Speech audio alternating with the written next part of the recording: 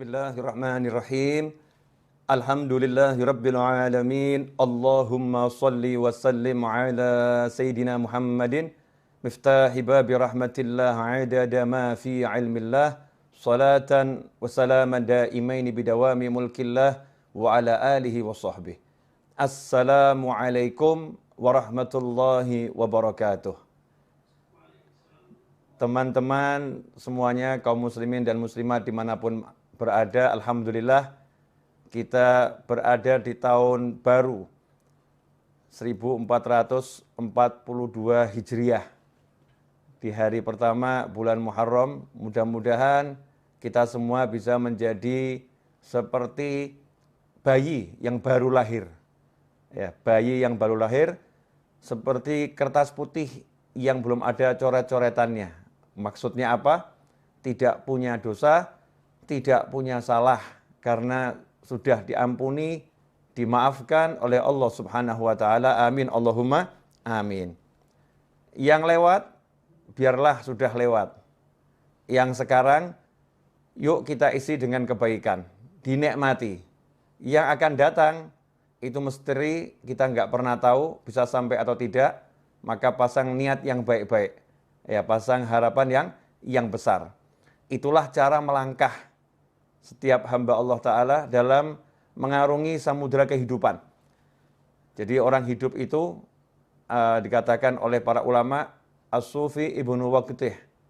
Yang namanya Sufi, orang yang selalu mengolah hatinya dengan menghias lahirnya dengan berbagai kebaikan, menghias lahirnya dengan perintah-perintah Allah Ta'ala dan dijauhkan dari larangan Allah Ta'ala, menghias hatinya dengan keindahan-keindahan dan membersihkannya dari segala kotoran. Sufi yang seperti itu dikatakan Ibnu Waqtih, orang yang hidup di masa kini, bukan orang yang hidup di masa lalu. Banyak orang itu hidupnya di masa lalu. Ada pula orang yang hidupnya di masa depan. Dia nggak sadar kalau waktunya bukan nanti, waktunya bukan kemarin. Waktunya adalah sekarang. Ya, waktunya adalah sekarang. Ikhwani rahimakumullah, itu yang pengen saya jabarkan berkaitan dengan tema yang diangkat. Ya, yang ingin saya jabarkan. Mudah-mudahan saya diberi pemahaman, diberi ilmu, dan diberi kemampuan untuk mengamalkannya dan menyebarluaskannya. Begitu juga antum semua yang menyaksikan saya saat ini, mudah-mudahan dapat hal yang sama dan lebih. Amin. Ikhwani rahimakumullah, hidup bukan untuk berada di masa lalu. Jadi masa lalu itu cukup disadari, yang baik sekarang kita syukuri, yang buruk kita istighfari, minta ampun sama Allah Subhanahu wa Ta'ala. Caranya apa? Dengan menikmati masa sekarang. Jadi jangan sampai masa sekarang hanya untuk menyesali masa lalu. Wah, seandainya dulu, kalau dulu saya tidak begini, kalau seandainya, buang semua itu. Yang ada adalah sekarang, saat ini. Saat ini saya dikasih Allah sehat, saat ini saya dikasih Allah waktu, saat ini saya dikasih Allah banyak kenikmatan yang tak terkira. Saya akan pakai ini untuk membuat Allah senang. Ridha, untuk membuat Allah senang dengan saya, membuat Allah cinta kepada saya. Kalau kita hidupnya seperti itu, mensyukuri yang ada saat ini, otomatis hal-hal yang buruk di masa lampau itu akan sirna dengan sendirinya. Karena orang yang syukur, orang yang mensyukuri keadaannya sekarang, maka oleh Allah Subhanahu wa Ta'ala akan diberi tambahan nikmat, dan tambahan nikmat. Di antara tambahan nikmat yang paling besar itu adalah bisa taat dan bisa jauh dari maksiat. Itu tambahan nikmat yang paling besar. Bisa taat dan bisa jauh dari maksiat. Dosanya yang lampau otomatis diampuni oleh Allah Subhanahu wa Ta'ala karena Allah senang sama dia. La in syakartum la azidannakum wa la in kafartum inna adzabi lasyadid. Kalau orang yang kufur nikmat dikatakan siksanya pedih. Kalau orang yang mau mensyukuri nikmat, maka ditambah nikmat. Ditambah nikmat ya otomatis dosanya dihapus. Karena orang punya dosa kan bukan dalam nikmat, tapi dalam azab. Ya, dalam azab. Karena itu fokusnya sekarang, saat ini. Saat ini saya harus ngapain ya? Saat ini harus ngapain? Saat ini saya harus apa? Daripada mikir yang panjang-panjang, kalau saat ini lagi berada di hadapan orang tua, nikmati orang tua. Jangan di hadapan orang tua, mikirin yang di luar. Sehingga kehilangan waktu untuk taat. Karena waktunya sekarang lagi bersama orang tua, di hadapan orang tua, duduk sama orang tua, harus ngapain? Jalankan perintah Allah kepadamu terhadap orang tuamu. Perintah Allah kepada kita terhadap orang tua kita. Oh, kita harus memandangnya dengan cinta. Oh, mendengarkan ucapannya dengan sayang. Oh, saya harus ngomong dia dengan lemah lembut, gak boleh ngomong kasar. Oh, saya harus menyabarkan diri saya untuk duduk bersama orang tua saya. Ya, kalau udah begitu akan ditambah nikmat. Kalau nanti kita punya rencana bisnis setelah duduk sama orang tua, kalau nanti kita punya rencana apapun setelah duduk sama orang tua, nanti itu akan dibereskan dengan berkat yang sekarang ini kita syukuri. Yang sekarang kita syukuri, yang nanti dibereskan sama Allah Subhanahu wa taala, la azidannakum. Pasti aku tambah nikmat. Nah, ini ndak lagi sholat, sekarang waktunya sholat, mikirnya harusnya sholat. Waktunya sholat, mikirnya makan. Nanti saya habis sholat, saya mau keluar, saya mau pergi ke restoran ini. Saya mau ketemu sama teman-teman saya mau makan di warung sana. Nanti habis sholat, saya mau cari di menu, ya warung-warung online. Ya. Ada warung online banyak, restoran online, saya mau cari menunya apa, habis sholat. Tapi mikirnya dalam sholat. Sehingga kehilangan waktu sholat, nikmat sholat. Nah, begitu pula ketika duduk bersama pasangan hidup. Masya Allah. Ada suamimu, ada istrimu. Duduk bersama, asyik. Gak usah ngobrolin orang lain. Yang aneh itu ketika duduk bersama ngomongkan orang lain. Ya, kecuali kalau obrolan itu obrolan yang bawa kebaikan. Artinya ngomongkan yang baik-baik. Lagi belajar bersama, kita ngobrolkan kebaikan orang lain untuk dicontoh. Tapi gak usah ngobrolin hal-hal yang gak enak yang dialami orang lain atau gak enak tentang orang lain. Sehingga kehilangan kenikmatan ngobrol dengan dirinya berdua. Yang lebih aneh, duduk bersama pasangan tapi ngobrolnya sama handphone. Ya, ngobrolnya sama handphone. Kehilangan kenikmatan saat ini. Saat ini lagi ngapain? Lagi duduk sama pasangan hidup saya. Ya udah, duduk dinikmati bersama pasangannya. Caranya bagaimana? Ajak ngobrol tentang ilmunya Allah Subhanahu wa taala. Ya, ajak ngobrol tentang bagaimana sholat, ajak ngobrol tentang bagaimana zikir. Bukan ngobrol yang gak ada manfaatnya, menyesali masa lampau. Wah, kemarin itu ya, seandainya saya jadi transaksi, saya akan dapat duit banyak. Oh, gak jadi kok dibahas. Ya, gak jadi kok dibahas. Wah, seandainya kemarin itu kita beli rumahnya, kita akan untung sekian. Oh, gak dibeli kok dibahas. Gak dibeli kok dibahas. Jadi hidupnya di masa lampau, duduk bersama pasangannya bukan ngobrolkan akhirat, yang diobrolkan al-fulus, wal duit, dinar, wa dirham. Yang diobrolkan cuma uang dan uang dan uang. Ad-dunya, wa dunya, wa dunya. Sehingga nggak ada kenikmatan. Dalam obrolan itu bahkan susah rahmat mau turun. Rahmat mau turun itu susah. Karena obrolannya bukan dalam taat pada Allah Subhanahu wa ta'ala. Coba kalau duduknya itu ngobrol tentang ketaatan. Masya Allah. Nikmat. Contoh tentang ketaatan, bab masakan itu ketaatan loh. Suami sama istri duduk, makan sayur asem. Suaminya ngomong, enak bener nih sayur asemnya nih. Ini kan lagi ngomentari makanannya istri, ya bersama istri di meja makan atau di tempat makan. Enak bener ini, Masya Allah. Seger badan jadinya rasanya. Istri yang jawab, ini Mas bisa aja. Padahal ini gak enak nih pasti ini. Nyindir-nyindir ini. Enggak nih enak bener ini. Kelihatannya obrolan biasa, tapi ini taat. Sebagaimana disebutkan dalam sebuah riwayat, dudukmu bersama pasangan hidupmu untuk menyenangkan hatinya di jalan Allah Ta'ala lebih utama daripada iktikaf di masjidku ini 1 tahun. Kama qala SAW. Di riwayat seperti itu. Itu nikmat. Kemudian yang lebih menyedihkan lagi, waktunya sekarang untuk melamunkan masa depan.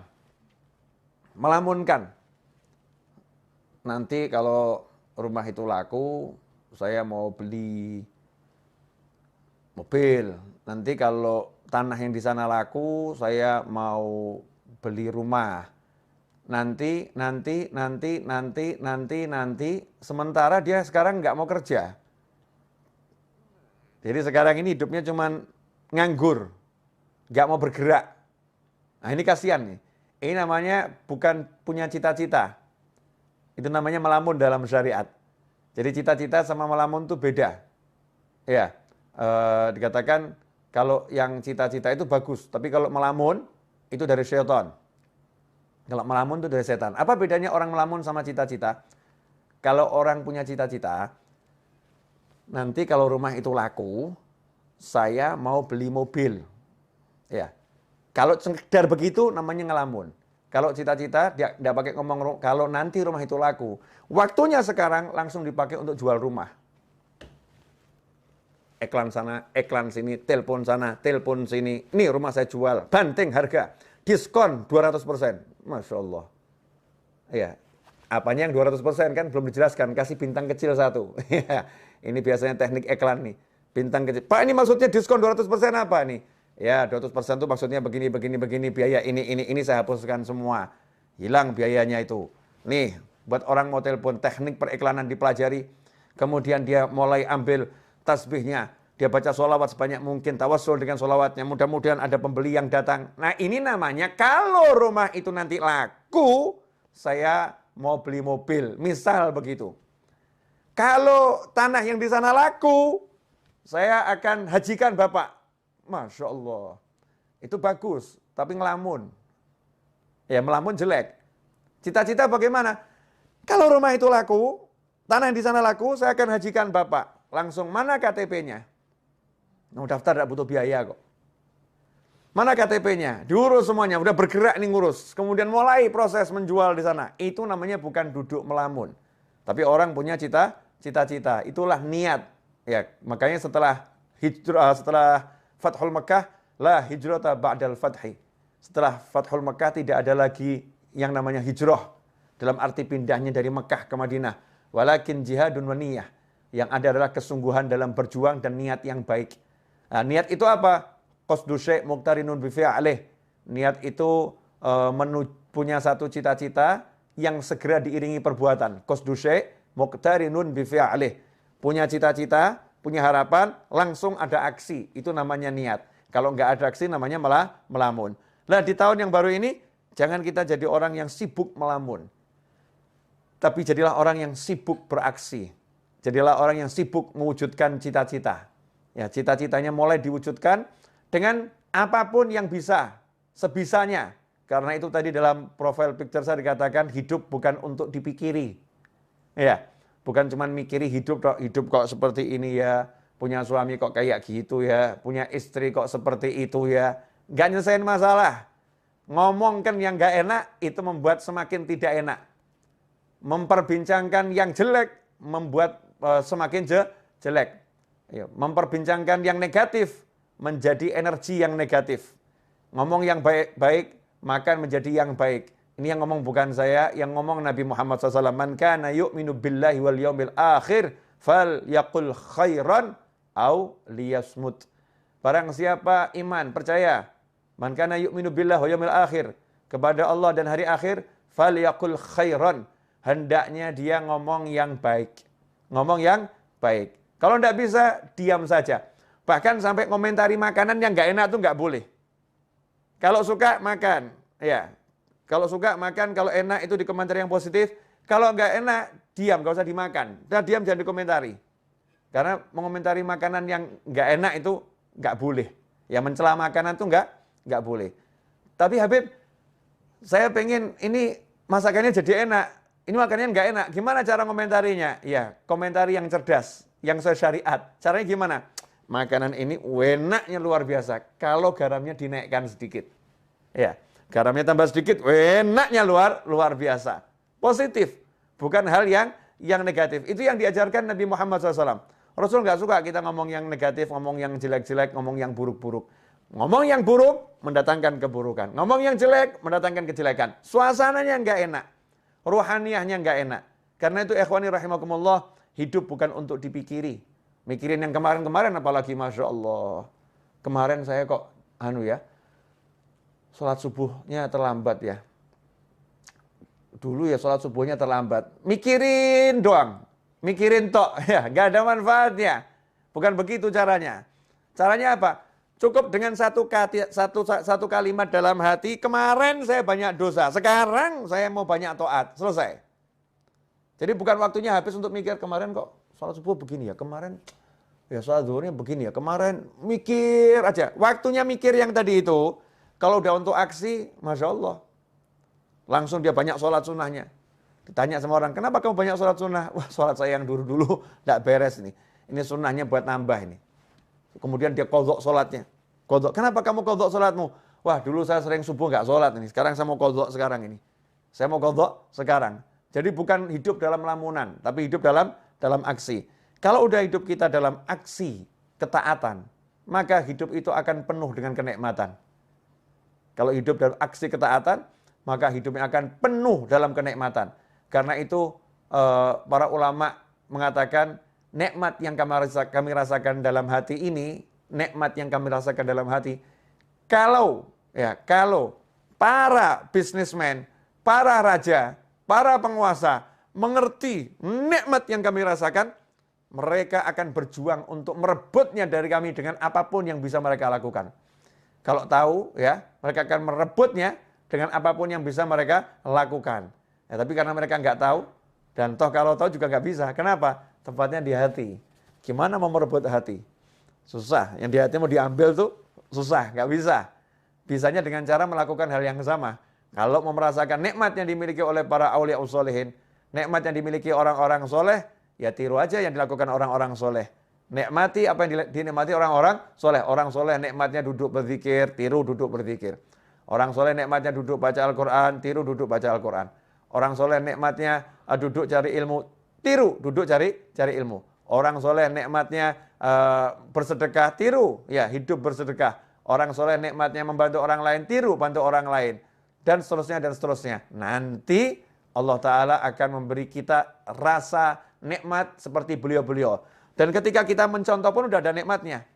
Naik kadarnya, dan terus akan semakin besar. Ikhwani rahimakumullah. Tentunya dalam menjalani hidup itu bukan untuk dipikiri tapi dijalani. Bukan berarti kemudian mulus. Dalam menjalani hidup, namanya juga manusia. Menjalani hidup pasti ada musuh. Nggak mungkin nggak punya musuh. Lantas siapa musuhnya? Jangan salah. Jangan menganggap manusia itu musuh. Karena manusia itu semuanya bersaudara. Semuanya kalau ditanya, kamu anak cucu siapa? Kami Bani Adam, anak cucu Adam. Semuanya saudara. Ya, manusia itu semuanya bersaudara. Memang tingkat persaudaraannya beda-beda. Tapi pada aslinya semua manusia bersaudara. Musuhnya manusia itu adalah siapa? Ya, wahfadil qalba an yulima bihi syaitan wan nafsu wal hawa wad daniyah. Pertama setan, kedua nafsu, yang ketiga hawa alias ego, yang keempat daniyah, dunia. Itu musuhnya manusia. Setan, nafsu, hawa, dunia. Setan jelas nggak kelihatan. Kadang-kadang setannya juga menjelma jadi manusia, betul-betul menjelma jadi manusia. Kadang-kadang, dan itu sering, setannya menggunakan manusia, masuk dalam tubuhnya manusia, berbicara sebagai manusia, bertindak sebagai manusia, menulis sebagai manusia, padahal semua itu setan yang melakukannya, setan yang mengontrolnya, setan yang berbuatnya. Itu musuh yang pertama. Kemudian nafsu. Nafsu itu adalah kendaraan. Karena nafsu adalah keinginan. Kalau nggak punya nafsu, bahaya. Nggak punya nafsu makan, nggak punya nafsu minum, nggak punya nafsu hidup, repot tuh. Jadinya putus asa. Nafsu itu untuk dikendalikan. Dia kendaraan, dikendalikan. Kalau nafsu dituruti, jadi musuh. Makan, pengen makan. Makan terus, jadi musuh, jadi penyakit. Ya. Kemudian nafsu-nafsu yang lain. Kalau diturutin, jadi maksiat. Naudzubillah min dzalik. Makanya dikendalikan. Hawa. Wah, ini hawa ini kendaraan iblis terbesar. Karena sifatnya sifat turunan iblis. Apa itu? Ego. Tidak mau dikalahkan. Ya, hawa itu ego. Tidak mau dikalahkan. Maunya menang sendiri. Itu ego. Nah, makanya iblis dilaknat karena dia punya ego yang besar. Disuruh sujud kepada Nabi Adam alaihissalam, iblis tidak mau. Karena itu iblis diusir dari rahmatnya Allah Ta'ala. dibuang dari rahmatnya Allah Ta'ala, nggak dapat rahmatnya Allah Ta'ala. Karena itu dikatakan iblis dilaknat. Kenapa? Karena dengan egonya dia nggak mau sujud, dia sombong kepada Allah Subhanahu Wa Ta'ala. Sombongnya itu dengan tidak mau menjalankan perintah Allah untuk sujud kepada Nabi Adam alaihissalam. Ini ego. Nah kalau kita jadi muslim jangan dikendalikan ego. Nggak mau dikalahkan. Jadikan ego kita tuh ego yang baik. Ya, saya kalau baca Al-Quran nggak mau ada yang mengalahkan saya ini. Saya mau paling hebat sendiri baca Al-Qurannya. Tapi kalau ada yang mengalahkan senang, alhamdulillah ya. Ternyata dia lebih hebat dari saya. Jangan sampai egonya ego yang negatif, nggak mau dikalahkan. Misal, biasa ngurusin masjid. Masjid sebelah kok ngundang ustadznya ustadz nasional yang jamaahnya banyak. Masjid kita ngundang ustadz itu, ustadznya nggak mau datang. Egonya muncul, nggak mau dikalahkan. Buat segala macam cara, kalau di tempat saya nggak bisa, di tempat dia juga harus nggak bisa. Ya akhirnya membuat berbagai fitnah. Gimana caranya biar pengajiannya batal? Ini ego yang buruk. Naudzubillah min dzalik. Di kantor, ya nggak mau dikalahkan jabatannya dengan kawan-kawannya.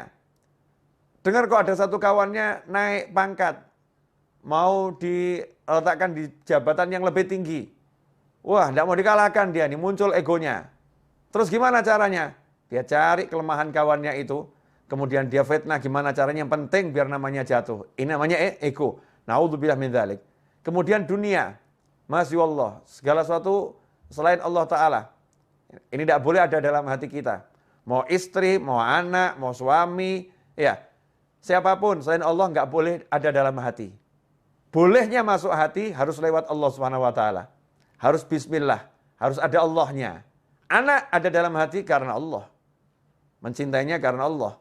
Menyayanginya karena Allah. Makanya begitu anaknya nggak mau sholat, orang tuanya harus marah. Ya, orang tua harus marah. Nah itu namanya karena Allah Subhanahu Wa Ta'ala. Pasangan hidup, istri. Istri kalau menghalangi suami untuk bekti sama orang tuanya, suaminya harus marah. Nggak bisa, saya tidak bisa mencintaimu mirip orang tua saya. Apalagi lebih. Mirip saja nggak bisa. Nomor satu, cinta saya harus orang tua saya. Begitu Allah saya ngajarin saya.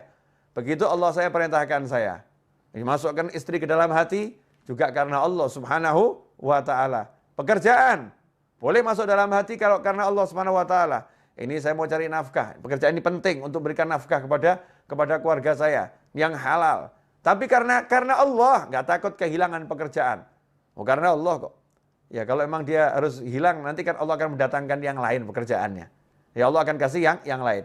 Semua dikembalikan karena Allah, karena Allah, karena Allah.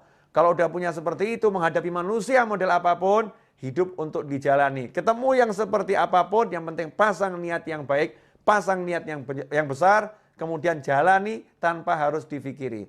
Nanti gimana ya? Kira-kira saya bisa dapat rezeki besar nggak ya? Kira-kira nanti saya dipecat nggak ya? Nanti lagi yang dibicarakan. Nggak usah bahas nanti, sekarang kamu syukuri, sekarang kamu nikmati. Habib, Ustadz, Kiai, sekarang saya jadi pengangguran, barusan di PHK. Salah, kamu bukan pengangguran. Tapi kamu dipindahkan dari satu lapangan pekerjaan ke banyak lapangan pekerjaan yang lain. Tadinya kamu cuma kerja di satu kantor, sekarang kamu di PHK, berarti kamu punya kantor unlimited. Karena kamu bisa buat kantor model apapun. Yang jadi masalah, kamu mau nggak? Ya, kamu mau atau tidak? Kamu menganggap dirimu pengangguran atau dirimu adalah orang yang punya kesempatan kerja lebih besar? Terserah, itu pola pikir kita masing-masing. Mau mikir yang benar atau mikir yang salah. Kalau udah bisa gitu, enak itu. Dimanapun kita hidup, yang ada adalah asyik. Karena orang yang syukur itu nggak akan berada dalam sengsara. Orang yang syukur selalu dalam nikmat dan nikmat dan nikmat dan nikmat. Ikhwani rahimakumullah. Nah, merdeka. Ya itulah orang yang merdeka. Orang yang merdeka itu seperti ketika Pak Karno dan Bung Hatta serta tokoh-tokoh nasional, para ulama memproklamirkan kemerdekaan. Maaf, belum ada negara yang mengakui secara tertulis Indonesia sebagai negara. Belum ada. Kalau mikir gitu, kapan merdekanya? Ini kita belum kontak negara-negara lain loh. Ada yang dukung enggak ya? Nanti kira-kira gimana ini kalau setelah kita proklamirkan seperti apa ya? Kalau mikir begitu nggak pernah merdeka Indonesia.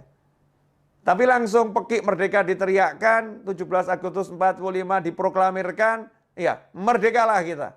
Setelah itu baru kita urus. Bergerak. menjalani kehidupan kemerdekaan. Pasang niat yang besar menjadi bangsa yang merdeka. Hasilnya apa? Merdeka. Ada kurang lebih 10 negara memberikan dukungan atas kemerdekaan Indonesia. Diawali Palestina, Mesir, Yaman, Saudi Arabia, dan seterusnya. Bisa kita baca di sejarah kemerdekaan bangsa kita ini. Ikhwani rahimakumullah. Ya, itulah cara berpikir orang yang sudah mengerti. Ya, sudah mengerti bahwasanya hidup itu untuk dijalani bukan dipikiri, tentu dengan niat-niat yang baik. Nah, kemerdekaan ini pada hakikatnya adalah bebas dari penjajahan. Sementara saat ini kita sebagai pribadi manusia, kita sendiri nggak bebas dari penjajahan nafsu. Masya Allah. Penjajahan nafsu, misal nafsu merokok. Nafsu merokok.